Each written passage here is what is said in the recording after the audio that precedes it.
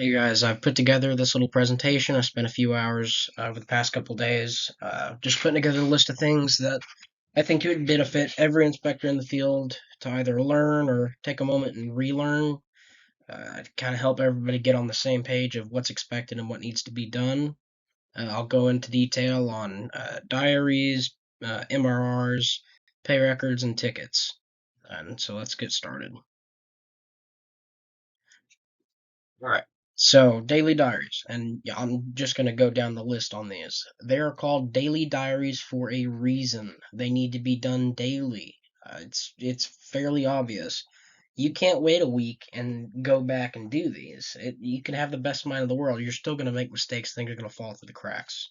I recommend you start them in the morning and just make a skeleton diary, just your general information, and then finish them up in the evening and use this as a tool for something we talk about later.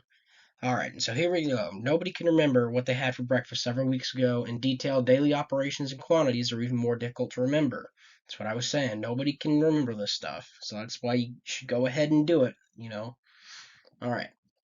I use them to protect you guys and the department in case there's serious issues or discrepancies. So let's say that the contractor, after I send them a copy of the estimate, they're saying, "Well, we're several hundred, square yards off of something."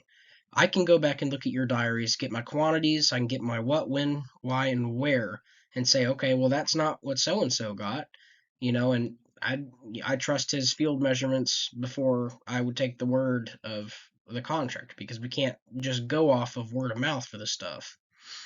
So once you guys start putting in your details and stuff, it's very beneficial and not just for that estimate, but farther on the line. For example, they're checked frequently by the division and they're audited monthly by the construction unit in Raleigh. They click a button and go through this stuff real fast. They're also audited by FHWA randomly during the life of the project and years after completion. That's for jobs that have federally funded money. And I've seen these go from 2 to 10 years. They'll sit on someone's desk for that long. And that's what determines a lot of that stuff, the diaries, pay records, tickets, and it's what determines if the state gets reimbursed for those projects or not. And that's free money.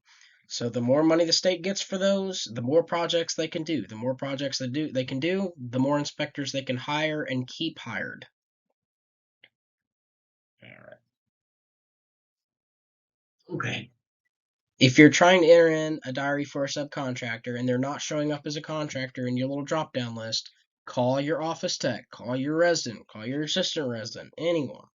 This means that they don't have a subcontract approval form, an SAF, and they should not be working unless authorized to do so by the resident engineer. That is per spec. The only acceptable situations where this would be allowed would be if it's emergency work or if the contractor was allowed to start work before the contract was officially activated or so. That's what we saw on the C section of A9. They had to start. They started work before we had our pre-con because their dates had already started. There's also situations where a sub might be getting approved, and the department has allowed them to perform work under a good faith effort. All right. Uh, Within your diary title, include your contractor name and your controlling operations. Including the date is optional but recommended. So, anytime that I or someone else opens the diaries, we should be able to clearly see uh, contracting company number one, and then in parentheses right next to that, paving or uh, dropping H piles, something like that, just to describe it. All that stuff is also listed out in Share Plus under the columns, but this will save you some time and save everyone else some time. It's one of those things that seems really redundant, and I hate doing it, but is the best thing you can be doing, especially whenever you have to look back at the end of the month and quickly flip through your things, try to figure out, like, okay, did I forget to add this in the pay records or something like that. Uh, Within the diary title, include the contract name, controlling operations. I already talked about that. So let's go to the next. All right. Information that should be listed in your diaries. Fill in the blanks. I'm not going to go through every small thing. I I think it's fairly self-explanatory once you start going down that list. And again, a pencil pusher in Raleigh should be able to understand exactly what happened several years from now. They should be able to look at your diary, know what you did in the morning, and know what you did in the evening. They ought to know what the weather was like that day. Was it too rainy for operations? Did they work through the rain despite you saying something, saying it's unsafe? Situations like that. Uh, and keep that in mind. These people, some of them have never had any experience whatsoever in construction. I'm not saying dumb down your terminology. I still want you to use the correct terminology and uh, do a great job at putting your diaries in, but take a moment and step back and read it as though it's your first day in the field. Can you understand it? Can you easily explain it? And a part of that is grammar. I am not the best speller in the world. I don't have the best grammar. I never claim to. So just take a quick moment to proofread because autocorrect can be a friend, but also be an enemy. Uh, and that can lead to some serious issues. Include pay items in each day's diary. So this includes your subs. Let's say you have subcontracting company number 2 out there. There needs to be a diary for them that says they performed safety fence. They placed safety fence and silt fence. That those pay items need to be copied from this and placed in the Prime's daily diary as well. So at the end of the day, the Prime's daily diary should have every pay item across all subs and all the work the Prime did. In your details, you will say what subcontractor did what, in the subs diary, and then in the Prime. So there needs to be a level of redundancy, but those pay items need to be in each of those diaries. What I would do whenever I was over structures and dealing with a lot of that, I would create it to where I would just list out all of the line items that my subcontractor was allowed to perform, and you can get that list from the SAF. Talk to your office tech, and they will get you a copy of that, just so you know that what they're allowed to be working on. List that in your every single one of your diaries and use it as a template and reuse it every day.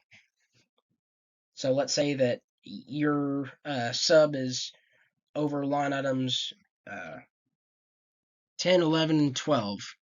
Have 10, 11, and 12 listed out every single day. Your line item number, your line item description, your quantity, some station information, and in parentheses, some sort of description of what it was used for, or if it was some weird area, like if it was placed on a skew from the alignment, and that's why it doesn't match station length, something like that. Yeah, so simple station and location information should be included. Listing pay items in a diary is an easy way to create a form of source documentation, which is required but only checked when pay record issues arise during an audit. In a perfect world, you would never need source documentation, but in ours, you do. It's not just a requirement, but it is a good idea and a good practice in general. Keep in mind that listing your pay items in the diary should not be your sole source of source documentation.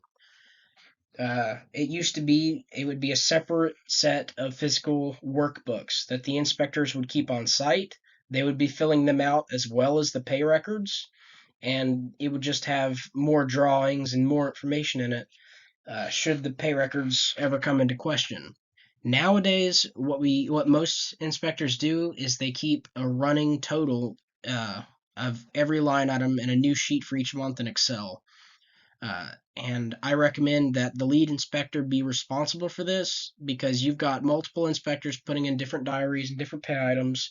So the lead inspector should be able to go into the Prime's diary and pull out every single pay item for that day. And they should be able to upload it into their Excel spreadsheet. And anyone at that point should be able to go in and put pay records in the pay record books. All right. Significant days, there's a little checkbox. Uh, to mark it as a significant day. Most of this, I would just say use common sense. Do you think it was a big day or not? Uh, but I'm going to just go over some things that I wish that it would be used for, because it's a very powerful little tool, because your division engineer would be able to go in and click a button saying, show me significant days, show me the big days where something happened or something was important. And again, that comes down to your perspective on things. So I would say anytime a pre-work meeting is required, so let's say a pre-clearing meeting, let's say pre-deck pour, something like that, where the lead inspector and possibly the resident and division engineer are required to come out and talk. That's a big day, because it's good that meeting is going to have important information. I'd also recommend uploading a copy of the meeting minutes to that diary, as well as placing it in the meeting minutes folder in Share Plus. The next point: the start of work of the entire project or the start of an ICT. Oh, this will save you so much effort at the end of the job whenever it comes time for you to wrap things up and start doing your as builds. And we got to look back and say, what liquidated damages are we holding on the contractor? It's like, well, there was no clear date whenever they started their ICT, and they only had 7 days from when it started, but nobody said whenever it was started. So if you're aware of the ICTs, it's intermediate contract times. Please do this. If you're not aware of the ICTs for your individual contract, I highly recommend you stop what you're doing and open up your contract. That is very important for you as an inspector. It's important language. It tells you when they can and can't work. It lets you know what holidays you're allowed to have off. Uh, if the contractor's not working, then it lets you know when they have to have their lane closures out and stuff. But I'm not going to go into too much detail. You need to just take a moment to read those.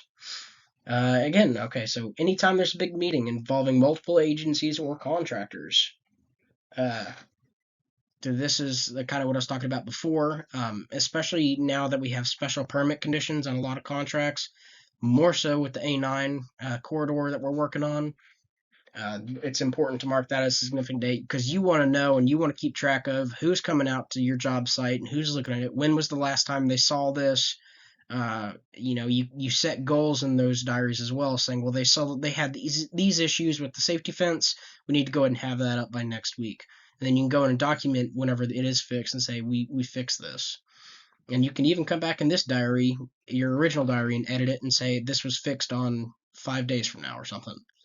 Anytime that there is a serious accident, I recommend marking it as a significant day. That could be, a big work accident or a big wreck, and uh, at that point, I would recommend that you take serious documentation and pictures of the situation. And that could come into play because, as you know, these lawsuits don't pop up overnight. They take months and sometimes years. So the more detail in there, the better, so that everybody can kind of recall clearly of what's happened. Now, if it's just like a simple fender bender, take note, take pictures, and get the police report for it, and move on about your day. But I wouldn't mark the fender benders as a serious event or a serious accident. Um, serious safety concerns. So if you feel that there is an issue and you've spoken with your foreman about it and they're saying, oh, it's not a big deal, or let's say that your excavator counterweight's popping halfway out of the lane closure, that's a safety concern to me, and that's enough to stop work for, in my opinion. The foreman says we ain't got no more room, to move around. What they should be doing is stopping traffic completely, and they have got 20 minutes to work, and they got to turn that excavator around. But whatever. So any situations like that where there's a serious safety concern, if there's rocks about to slide off the bank, or if there's a trees about to fall, that would be a serious safety concern. And I'd make sure that your resident is aware of that as well. And again, for them, the more documentation, the better. So pictures. Um, and those could lead to situations that may require the department to step in and inspect the pursuit of work. So do you feel that they're pursuing work in an unsafe manner at this point? And you going from there, we're talking project shutdowns, which we've all seen them. You, as the inspector, have the right to shut down a project. All you need to do is fill out a piece of paper saying you are shut down, and that could be on a bar napkin. That's all it's got to be. But you got to hand it to them. I recommend that you take very good documentation as to why. Um, but they are shut down for whatever reason, and then you get the resident and so on involved. Uh, Violations, permit, environmental, and so on. It is, especially for the A9 corridor, very important that we keep up with all of that stuff. I'm not going to go into detail about it, but if it's a serious violation, they're taking stuff off the project they shouldn't be. That's a big enough thing in this situation. Or they just muddied up a jurisdictional stream really, really bad, like to the point where there was a landslide or something like that. Now, if there was just a gallon or 5 gallon bucket full of mud, I would not mark that as a significant day. But if an excavator slid down into a jurisdictional stream, I would mark that as a significant day and notify your residents so that they can notify the correct agencies above them. Don't circumvent and go above the resident. Do that yourself though, without permission. And again, just common sense. Any issue that you think is serious enough to warrant getting like more eyes on and stuff like that, you do it. I'm not saying mark every single day is significant, but it's a good idea if you need to. All right. Make sure that all workers, their position and time worked for the prime, and each sub are clearly listed in the diary. It's federal requirements for certified payroll for federally funded jobs. You will get a phone call if yours doesn't match up with the certified payroll that the contractor submits.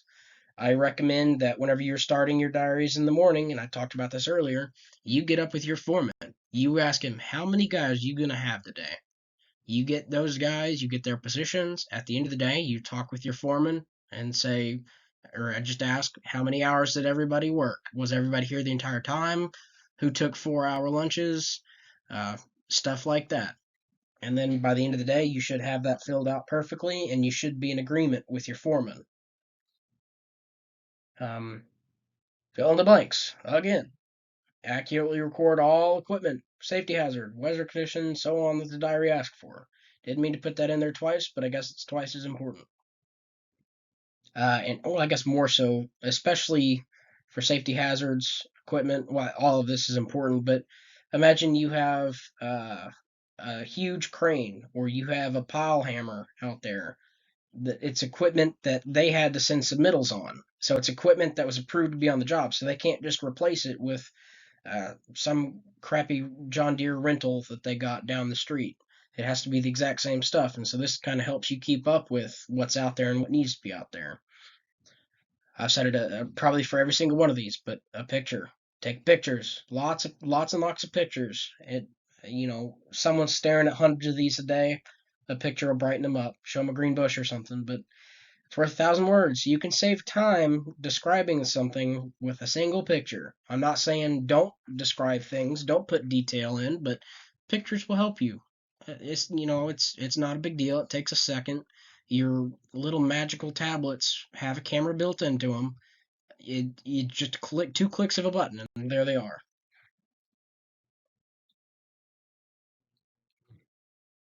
I'm gonna talk about it more because it's gonna beat the dead horse. They're there for multiple reasons, one of them being to protect you as the inspector. The more detail in them, the better. An extra 5 minutes can save you hours and days if legal issues arise later on. I have literally seen inspectors have to go to Raleigh and spend a week there and just get grilled by a room full of lawyers over temporary traffic control. So cones and a temporary work zone sign was enough to just ruin his week. And it was a very serious issue, but that's all it was. If he had been more detailed in the placement of that and that it matched up with the taper requirements, and if you don't have that little booklet, I'm sure just a Google search, or we can talk to the resident about getting you copies or your CEI manager. Um, but if he'd just been more concise about the distance, the length of the taper, and the placement of the work zone signs, it wouldn't have been a problem. This would have all been avoided. It would have literally been one lawyer looking at a single daily diary and passing them over. That's all it took. It took 30 seconds for that lawyer to say, "Oh, we've got something here. He doesn't have enough detail. This could mean a lot of things for us." So keep that in mind. It's there to help you guys as well as many other things. I'm not going to go into the weekly diaries because I don't have much to do with them, but make sure that you are doing them. They're a requirement, and they're checked as often as the daily diaries. They're actually preferred by the division engineers because they would rather just glance at one entry for the entire week. And so you need to have all the controlling operations throughout the week and any serious issues that arise. But that's all I'm going to say on that. But just make sure you're doing them. All right, let's get on to MRRs. Material received reports. This is what you're going to hear the most from me about. You're going to hear this a few times too. Material should not be paid for if you do not have paperwork. If there's a pay record and you don't have paperwork, I'm going to be very upset. I let it go a lot of times. Your office tech lets it go a lot of times, but you should not be paying for this because it puts us in the red. And you know what happens when Raleigh sees red? They call the office tech and get on to them. So keep that in mind. There is a no pay option in the pay records, but you guys should be in the habit of not even looking at the pay record books unless you have received the material. The material can be delivered on the project on day one of the month, and it may not be placed until a year from now, or it may not be placed to the end of the month. Your pay record would be for the end of the month, but your MRR would be for the day that it was delivered. And it's also very important to do your MRRs as soon as you get out there. Even if you don't have the certs yet, start them. Create a skeleton MRR so that you can go back in, and in the title you might say no certs yet or something like that. There's also a button on there I think that says no certs, but it lets you know like I'm still needing this from the inspector or from the contractor. If you're having issues getting that paperwork, let someone know. Let the lead inspector, the resident, assistant resident, office tech, your mom, or whoever needs to know so that they can assist you, especially if it becomes a pattern. The office tech and the resident can reach out to the prime and let them know, hey, we're not going to pay you for this until you get those certs to our inspector. And we have the power to do that. So do you guys as the inspector. So keep that in mind. And you're going to hear me say this 1,000 times in this project. I also need invoices as well as certs. Um, so it could be, and this is more so important now than it was because um, the suppliers are being tracked more so than they were before. So let's say that it's okay to get material from a supplier that is not approved as long as the product that they are supplying is from an approved producer. So if I get something from Gregory or I'm not gonna throw anyone under the bus, but someone from unapproved supplier number 12, uh, but they have something from approved highway products 3, I can accept that as long as I have the proper certs from approved highway products or whatever. Uh, Not only is this a requirement in many cases, especially nowadays, but it also lets us track suppliers, which is what I was talking about, and it's more important for behind the scenes operations. And there's more to it than that, especially if it's a DBE supplier. But this is the gist of it. Just make sure that you can get invoices. If you can't, you won't be able to on a lot of things, especially if it's stuff like temporary traffic control, like drums and cones, that stuff that the supplier bought in 1983 and is still using the same stuff and getting paid for brand new ones each time. But just do your best. Some materials only require Type 7, which I usually receive and make available at the start of the project. So I usually get those at or before the pre-con. If I haven't, let me know and I'll reach out and try and get that for you. Because I like to have those filed separately as well, as in each of those MRRs. So if I haven't sent you one for your contract, it's probably because I haven't gotten one myself. And so if that's the case, reach out to me and I'll try and get that to you. Some materials need no certifications. And I'm not going to tell you what those are because I want you to operate under the assumption that you need certifications from every single piece of material that comes out there. Invoices can still be necessary for those situations, and they are also recommended. They may not always be necessary, but I would still like to see it.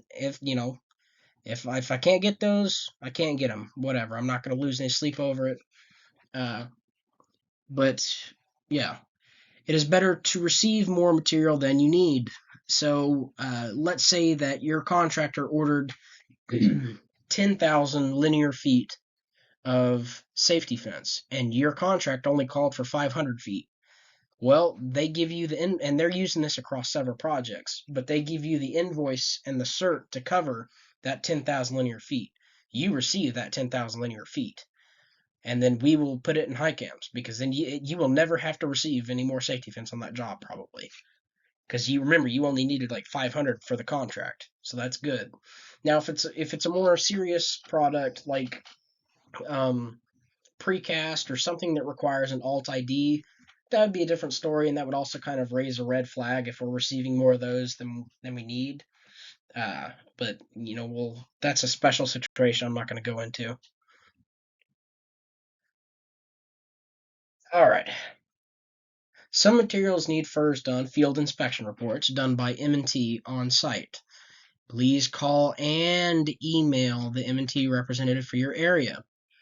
Not only does this let them know who you are and the urgency of the call, but your email uh, lets them know, and it gives you a paper trail. In case someone says, like, oh, he never called me or whatever, well, now you've got an email to back yourself up. But it also just makes it easier to add to their calendar and just to help them remember because they're going all over your region of the state. They're not just stopping at your job. They've got 100 other jobs they're looking at. I recommend CCing other inspectors on your job and your office tech within this email. And this lets me know that first off, you guys are, attempting to receive some pipe, and so I can kind of help get the ball rolling on this. If you can't get a hold of your M&T representative or you don't know who that is, just ask, and your office tech's going to help you out with that as much as it can. Ask your office tech what search you need for a material if you are unsure. It's our job to assist you in this. We are here to help you guys. We are a supportive role. Even though, it don't sound like that a lot of times, we're here to help you out, and we can put pressure where pressure needs to be put in case you need some help. Your MRRs should be done in a timely manner. There's no spec saying you have to have it done on the same day the material arrives, but it's easy to forget, just like your daily diaries. And 1,000 pounds of rebar is a drop in the bucket whenever you're supposed to receive 20,000 tomorrow, and so you end up only receiving half of what you actually put in the ground. It's a whole thing, but you just do your best with keeping up with those. I don't like to see material paid for until I've received it, because if I pay for it without receiving it, then I'm in the red. I don't like seeing that. Now, what I'll do a lot of times, or every couple months or so, after I generate an estimate, I'll send the inspectors a list like, we're deficient on this, I need MRRs for this, and that stuff I check very often, but I try not to grill everybody on it um, as often. But just to beat a dead horse, do not pay for material until you've at least received it. I said I'd be saying it 1,000 times. If you have material that has to be checked by M&T, such as pipe, then it is critical that they are notified as soon as possible. It is impossible for them to check materials that are buried. This goes up to here, and to what I said in the last slide, that you need to be making sure that as soon as that stuff comes on site, you're doing your best to record it and get the ball rolling. Because, like I said, they've got 100 jobs in the area. They don't have time to stop what they're doing and teleport to you. They're probably at least an hour and a half away, especially on the A9 corridor. So just keep that in mind, because they also have to do work behind the scenes, and that takes time as well. All right, going on to pay records. Material should not be paid for if you do not have paperwork. Yeah, I don't keep saying it. Pay records should be entered on the date that the work is performed. Don't wait until the day that the estimate is due to enter in the entire month's pay records. Even if you have the most detailed diaries, this will inevitably lead to missed entries, forgotten details, and many more issues. This falls back to the diaries. It's guys, you gotta. It's very time sensitive stuff. No one's gonna fire you for not putting your diaries or pay records in the day you need to, but it's very important. If it was just me out there on a single project and I was doing everything, I'd be really lazy and probably not do it the day of. But what the reality is that there's a lot of people working, and it's a lot of cogs in the machine. If one stops working, the entire machine slows down to a halt. So just please keep that in mind. Um, and it's also just a pain for the office tech where we're going through and approving pay records on a daily or weekly basis.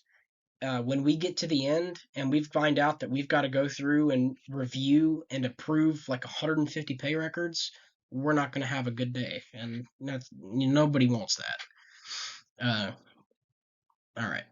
The exception to this rule: the work is performed on those days. And again, like I was just saying, the office tech is going through and approving this stuff daily or weekly. So I mean, let's say you have to generate or create 20 to 30 pay records for these 2 days. That's okay, but it's not like I'm doing the entire month. The office tech can go and open up a few diaries at a time instead of opening up, 60 to 90 diaries to do all the pay records. Titles, we're going back to that. Right. So just like with the diaries, titles are important but redundant. It is good practice to have a descriptive title for your pay records. At the very least, put the material that you're paying for in the title. The date is also recommended. If I had $1 for every time I entered a pay record under the wrong line item, then I wouldn't be writing this. And I can't tell you that's the truth right there. I can't tell you how many times I've gone to pay for geotextile for drainage and accidentally put it geotextile for foundational structures. This protects you, but it also acts as a quick way for whoever's checking the pay records, not just the office tech, but the resident and the people doing the audits, to quickly go through. I recommend also putting some sort of descriptive title, so describing a line item, but just like a quick like in parentheses snippet, rock checks or something like that for silt fence or baffles or something. I don't know, but something like that. I've also seen people use stations instead of descriptive titles. I think that's a great idea too, and especially uh, for major line items and major structures. This probably wouldn't be the best thing, and I'd rather have a descriptive title in there. But if you're paying for flaggers, this is an awesome way to do it. Or silt fence, or something that you've got a huge quantity on that you're putting a bunch in every single day, and you've got to put multiple in for a day because they're at different stations. This is a pretty good idea, and I see that a lot, and that's okay. That's totally acceptable. I think it's a great idea in those cases. And these are not requirements, as this information is recorded and displayed in other columns. I said it was redundant, but it's still a good practice. And the more detail only helps the inspector prevent errors or issues. Okay, comments. Comments. This has become a serious topic over the past couple of years, and some of your fellow inspectors will tell you the exact same thing. If the office tech sees a pay record without comments, especially on items with field measurements, they will more than likely reject it. I will reject your pay record if I do not see comments and you're relying on field measurements. Your comment can be as simple as what I'll describe down through here, but if there is no comment, I will reject it. I won't take the time to sit there and fill it in for you. I've I've informed enough people that this is an important thing. I've gotten in a lot of trouble over this. I've approved pay records without comments, and it's failed. They've all failed final inspection. So this is a must. There will be comments in the pay records that I approve, at least for the field measurements. Uh, Comments on the pay record allow the inspector to give more detail than simple location and quantity information can provide. And okay, well, here I said it again. I've personally had several final project packages fail because the project engineer did not see comments. Example remarks, and I'm copying and pasting this from some of the comments I've seen before. And if you want real world examples, you just ask me and I'll show you some real world examples. But here's some of the stuff I've heard. Why did we pay for 120 linear foot of pipe for stations that add up to 50 feet? If the pipe was placed on askew, why was that not listed? If the area you placed the silt fence on was irregular, why does the pay record not say so? This is all examples where the stations are less than the length of the quantity that we're paying. So you need to be putting in your comments. It could be something as simple as field measured by John Smith, 120 feet, ran askew from alignment. And again, ran askew from alignment, field measured by so and so. It would solve that one. If the area you placed the silt fence on was regular, why does the paragraph not say so? You could just say irregular area or wrapped around the bank twice, or there was a driveway and had to bend back, something like that. Just something that would give them an inkling of some idea of what's going on out there and why it's differing from what they're seeing. You'll hear a lot about it. They provide information for the inspector to fill out the as-built more accurately and can back them up if they ever come to question. This is the main reason why uh, the final packages were rejected, was because the as-built came into question, and so uh, it led to the auditor going back and checking the pay records. They see the pay records aren't filled out correctly, and then they come back to me and start laying heavy on me. So very, very important. It sounds really stupid, but it's something that you need to take 30 seconds of your day to do, and it'll save you a lot of trouble later on. They are just as important for major structures as they are for cones and safety fence. You know, I can't stress it enough. They have to be in there, especially for special permit conditions. Hint, hint, for the A9 corridor. We want to be as detailed as we can for this because, one wrong move and we all are out of a job. So let's please keep that in mind whenever we're paying for stuff. These comments can be as simple as field measured, or FM shortened. That's what I do, is FM for field measure, by Pete Mitchell using a wheel. And sometimes that's all it takes. Let's say that this was for silt fence or safety fence. Let's do that. Or if the stations won't match the quantity, you would say placed in irregular area. Field measured by Pete Mitchell using a wheel. That's all you got to put in there. Another example. Total of 24 linear foot of quarter-inch hardware cloth placed around a double iron or a ductile iron grate inlet, measuring 4 by 2 feet. So if we do the math, that's 4 by 2, so 8 and 4, so 12 feet. Why do we have 24 feet of hardware cloth? Well, your comment could just be wrapped twice per Reed Whitehead or whoever. It's as simple as that. And then one more example. Pipe ran askew from alignment between stations. Field measured by Tom Kazansky. That's, it, like, I can't stress it enough. 30 seconds now will save you a lot of time later on. If you had any sort of calculations or conversions to manually get your field measured quantities, include those. This alleviates human error, and it also shows me later on very quickly that I can reference this. This is also required by the people that audit the stuff if you're field measuring and doing any sort of calculations. Now, if you're doing just straight up measurement with a wheel or a measuring tape, that's one thing, but this is something else. So I've got an example. This would be my comment for, let's say, geotextile. So my length, 123 feet. My width at the first area is 25. My width at the second area is 15.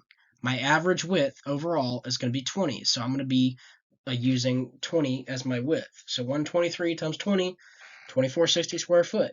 2460 square feet divided by 9 gives me 273.33 square yards. And then this is the number that you'd be putting in your field measurement. And I know that this is lengthy, but you've got to do this anyways if you're actually doing the field measurements. Let's see, I can't remember if I...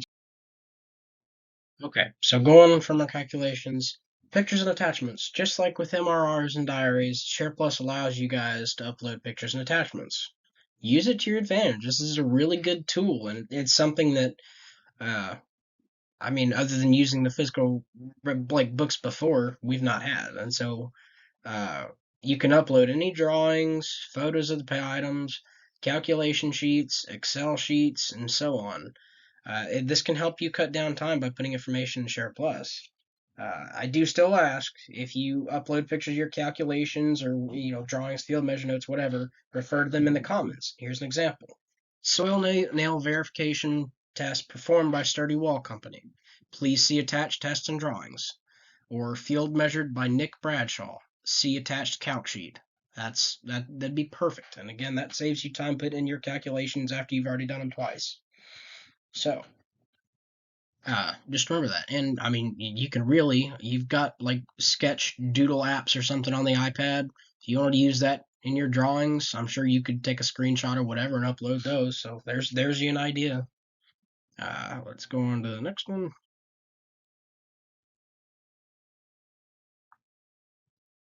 Well, okay, so now I'm going to get into a great thing and a really, really bad thing at the same time.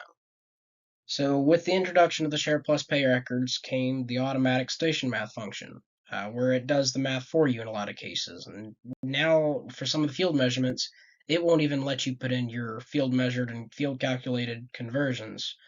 So, what we talked about on the other slide was the uh, geotextile square yardage. It would only let you put in your square footage, so it's complicated. So do just play those by ear. Still requires some sort of comment in those. Like I said, I will reject a pay record if there's not a comment in it. Uh, it can be something as simple as, I don't know, just something. It doesn't take much. Field measuring items is a preferred method of recording and paying for material. But if you can and choose to use the automatic calculation functions in SharePlus, you cannot enter a value in the field measured text boxes. And just to back up a little bit, uh, it's a preferred method because it shows me that you guys were actually out in the field and you were actually measuring that. You're not going off of an aerial photo from 10 years ago trying to calculate uh, an area or something like that. So it just shows that there was effort put into it and, whatnot. Okay, so back to cannot enter in a value in the text boxes. If you enter anything in these boxes, Share Plus overrides the station math. It won't use the stations. It'll only go off your field measure quantities.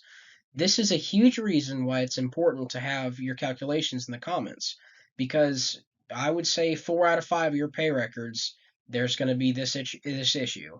Most experienced people in the business, this happens to as well. Happens to me. Uh, so if it's in your comments, I can quickly go through like, okay, I see what happened here. He accidentally put a 0 in the box, and that's why it's not using station math.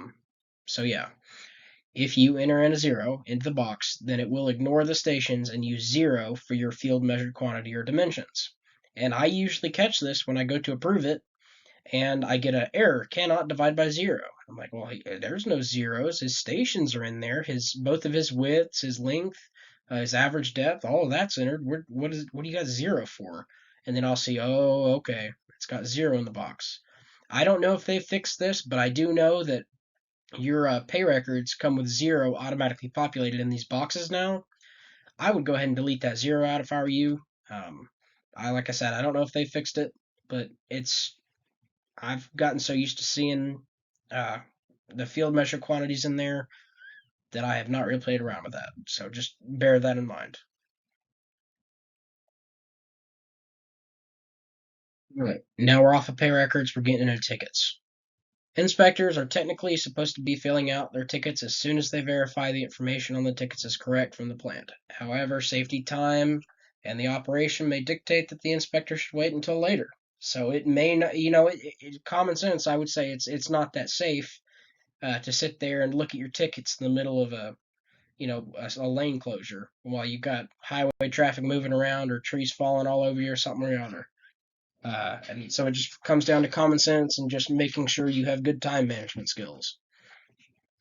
They should at least be filled out on a daily basis. This information, this is a pay item.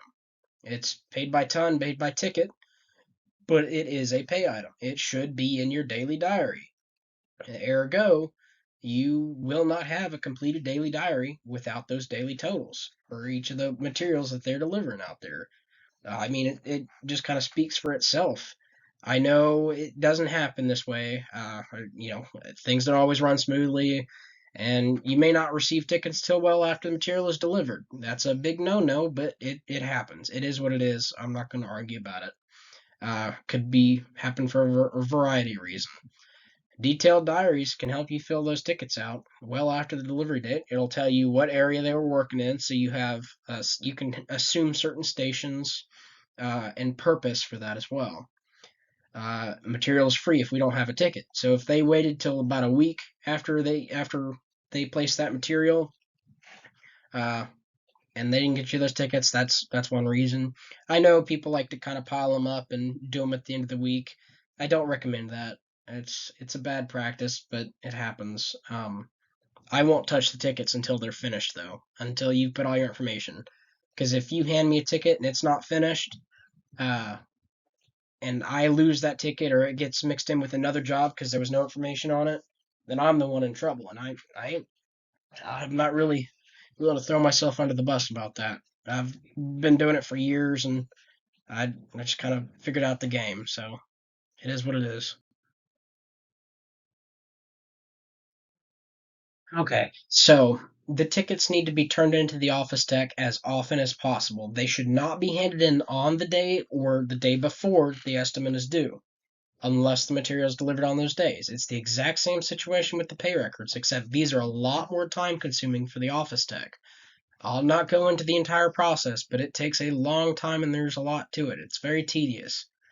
So whenever we're dealing with what equates to 30 days worth of tickets across multiple projects, it's it's frustrating and it'll make your office tech angry. Um, Sometimes it is what it is. Sometimes you don't have a choice for whatever reason because they didn't get you the tickets or whatever, and I'm understanding of those situations. So things happen. They're just gonna happen. But just try your best. Just to get these turned in as often as possible. I can't guarantee I'll get to them the day of, but I'll get to them as soon as I can. Uh, the inspector should sign every single ticket. The spec book says that the inspector is to sign the first ticket in ink as well as the rest of their information, and they can initial every subsequent ticket until a new inspector comes in and starts receiving tickets. So let's say Inspector 1 goes on lunch after he's received 10 tickets. He signed ticket number 1. He initialed tickets 2 through 10. He takes lunch. Inspector number 2 comes in and takes over. They sign ticket number 11 and they initial the rest for the rest of the day. And that pattern repeats every time there's a new inspector taking tickets. However, I have seen too many errors with this, and you don't want me calling you a month from now, a year from now, for you to come in there and sign a bunch of tickets because it was a busy paving operation and you had 12 inspectors because it was a slow day. Everybody's initialing tickets or nobody signed them. At that point, I would make the lead inspector come out and sign all of them. So now I require that inspectors sign every single ticket. Then you don't have to worry about taking lunch and wondering when was the last one I signed and initialed and all that. You just sign every single one. If your signature, hint, hint, is your first letter and then a long squiggle, perfectly fine as long as I know who that inspector was. Make yourself familiar with section 106 of your Black Bible and your Orange Book. So your 2018 spec book and special drawings and whatnot, that is important as well, and the construction manual. This gives you all the information on tickets, particularly section 106 and the R&R sections in the construction manual. The following text is straight out of the construction manual's R&R section and list off exactly what is needed for tickets. All right. Upon delivery of materials paid for by weight, the contractor should immediately give the weight ticket to the construction technician performing the inspection. That's you guys. Upon receipt, the construction technician should make sure the ticket is legible and the following information has been listed on the ticket: the department contract and WBS number. Now, I've told you guys before uh, that because there's only one WBS on these contracts, I normally don't require it as long as you physically write the contract number. But you are really supposed to have like both of those. I think most of the time nowadays the correct contract number showing up on the ticket, but just be aware that don't always trust that. Sometimes Harrison will print the wrong thing out or something like that because they're printing out batches for 30 jobs at a time. The date the ticket is issued, um, the time the ticket is issued, and I get this is all stuff that the scales and Waymaster are responsible for, but that's also on the next slide, so just be aware of that. But be aware that they will sometimes get this contract number, and I've never seen them put a WBS number on there. Uh, I'm not going to go over this, but this is, like I said, it's in your construction manual, and I have physical copies of this and the next couple slides if anybody wants them, just for quick reference.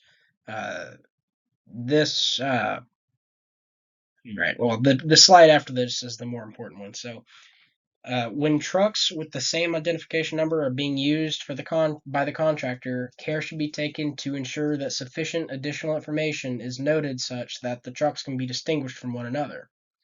So, for whatever reason, they've borrowed a truck from company number two.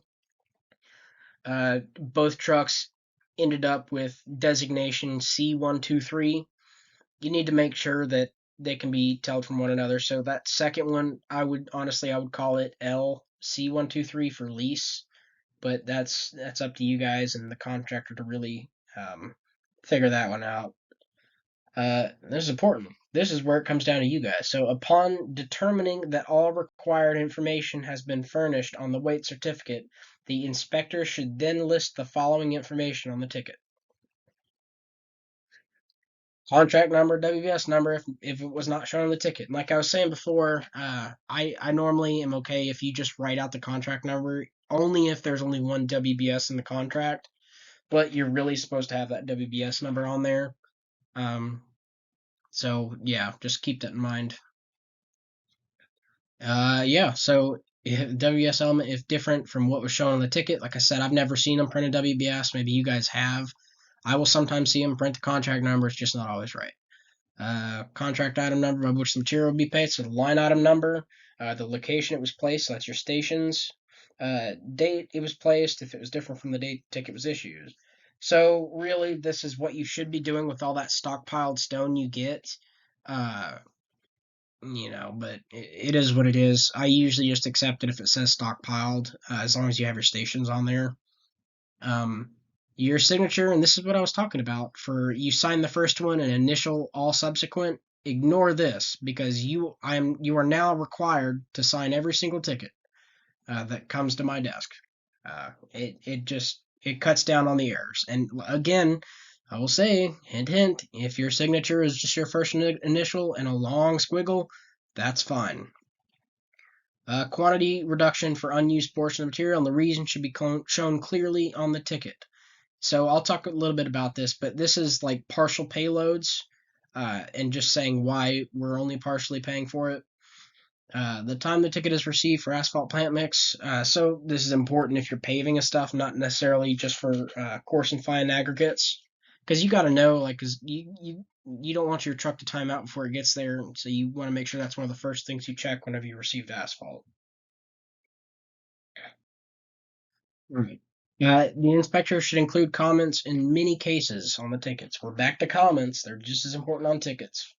Uh, And here's just some examples. So the ticket is no pay. Explain why. Was the temperature off of the asphalt? Was it too high, too low? Aggregate too soft? Was this load used for something outside of the scope of work? No pay. Mix was too hot. No pay. Used for driveway off a project. That's out of the scope of work. I will say aggregate too soft. Not something you'll have to see too often, but I'm afraid it may become an issue for the A9 corridor very soon. So just keep your eye and make sure that your rock's not crumbling under your truck. There's tests to check that.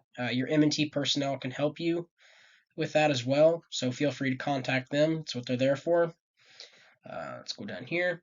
Say 15 tons of 57 stone used across 3 entire miles of project. Tell me how on earth you got 15 tons of 57 stone to stretch that far. It's the Jesus in the breadbasket, pretty much.